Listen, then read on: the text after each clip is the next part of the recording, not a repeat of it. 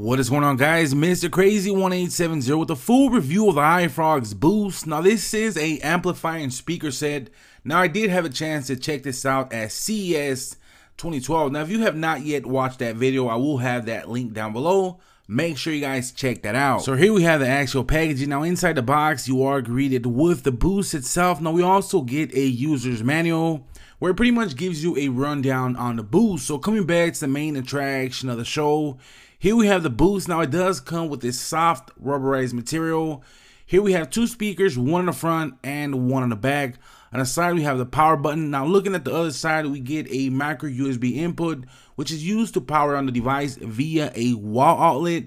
And right next to that we have a auxiliary line in. Looking at the bottom of the device, we do have some iFrogz branding, followed by a battery compartment, which the Boost could also be powered with 3 AA batteries. And that is cool because you're able to take it with you on the go and not have to worry about a wall outlet. Now the Boost is powered by a technology called NearField, which is short for NearField audio, which requires no wires, no syncing, and it's as easy as placing your phone on top of the Boost and you're set. Now your music is playing on the Boost itself. So I'm all set up and ready to go, and I wanted to give you guys a quick audio demo, and hopefully this will help you get a better idea of the audio quality.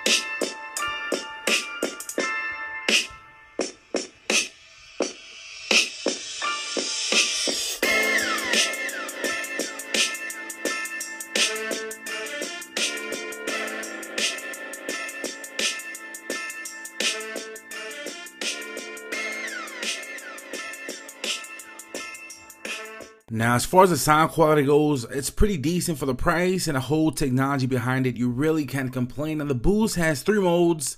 Of course, the first one is off mode. If you press it once, it does go into standby mode, which will then wait for about a minute searching for music before it switches to off.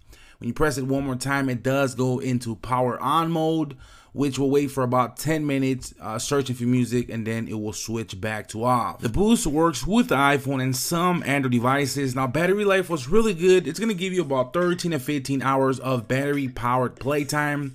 It's definitely portable, something that I would take with me on a fishing trip or even out to the yard when I'm having a barbecue with some family members.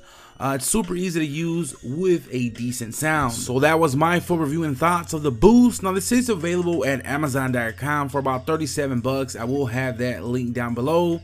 Now if you have any questions, please feel free to ask me on Twitter at Mr. Crazy 1870. You could also drop them in the comment section down below.